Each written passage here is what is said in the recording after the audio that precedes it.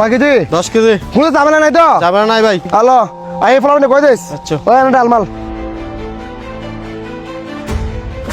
এই তোরে বলছিলাম না টাকা পয়সা দিলে বন্ধুত্ব সম্পর্ক নষ্ট হয়।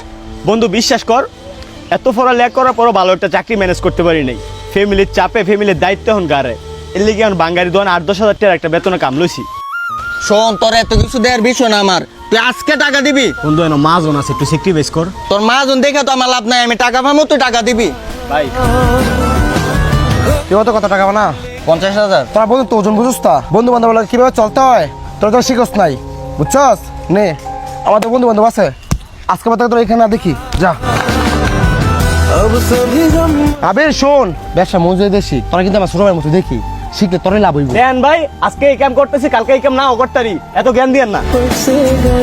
वो पिया है ना, वो पिया है।